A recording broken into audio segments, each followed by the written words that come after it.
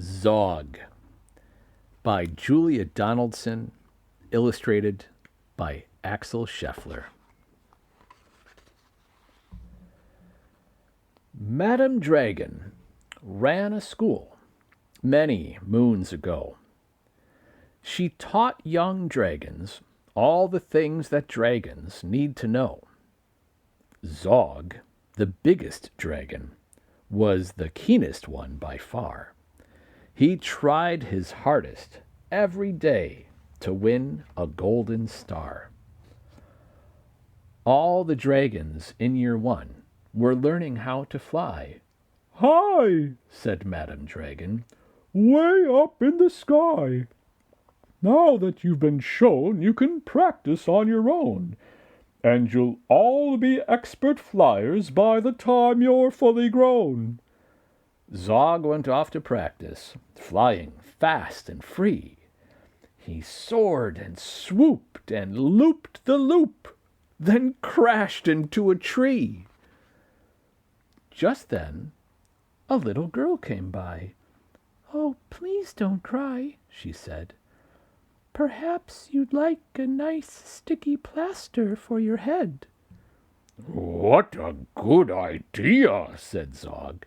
Then up and off he flew, his plaster gleaming pinkily as he zigzagged through the blue.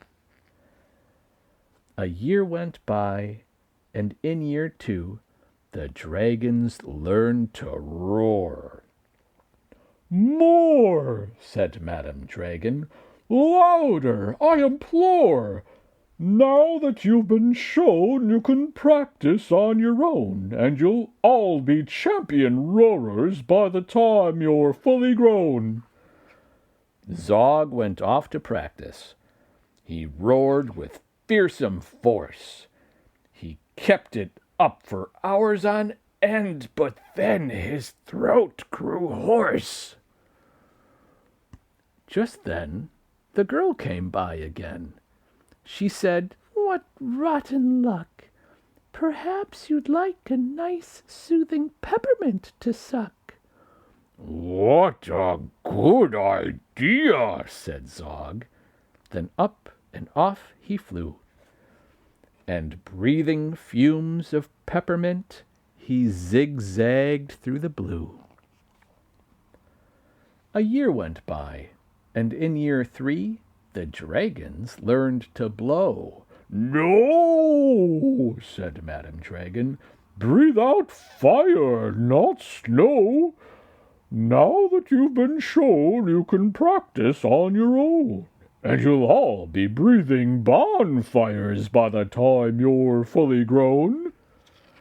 Zog went off to practice. He blew with all his might.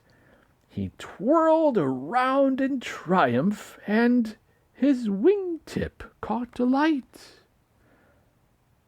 Just then the girl came by again. She said, "You poor old thing, perhaps you'd like a nice stretchy bandage for your wing." "What a good idea," said Zog. Then up and off he flew, his bandage flapping wildly as he zigzagged through the blue. All the year 4 dragons were learning. Can you guess? "Yes," said Madame Dragon, "how to capture a princess. Now that you've been shown, you can practice on your own. You'll need to capture hundreds by the time you're fully grown." Zog went off to practice. He tried and tried and tried, but he simply couldn't manage. "I'm no good at this," he cried. "I'll never win a golden star." Just then he saw the girl. "Perhaps," she said, "you'd like to capture me. I'm Princess Pearl."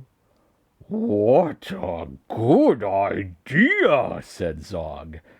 Then up and off they flew, the princess gripping tightly as they zigzagged through the blue. "Ah," said Madame Dragon, our first princess so far. Congratulations, Zog, my dear. You've won a golden star."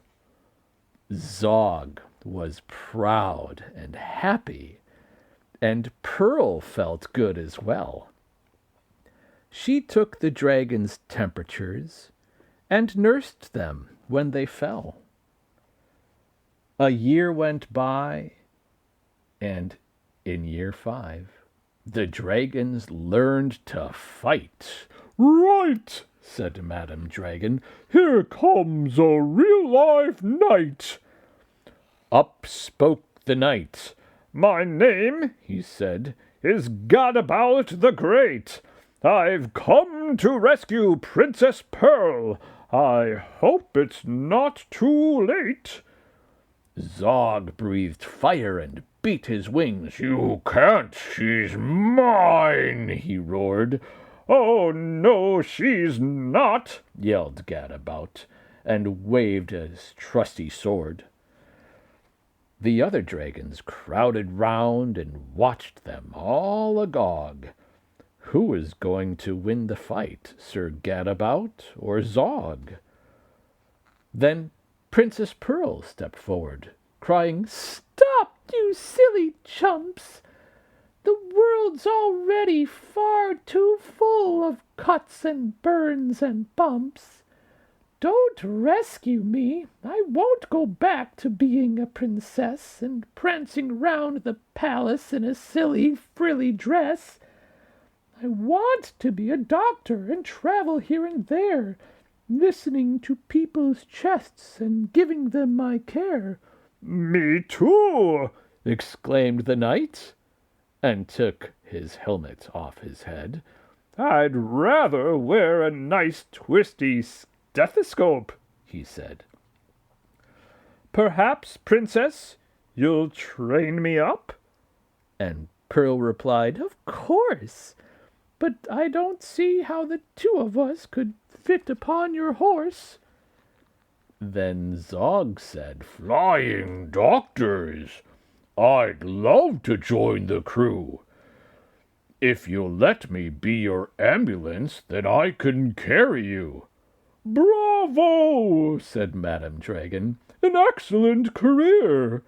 And all the year 5 dragons gave a loud, resounding cheer.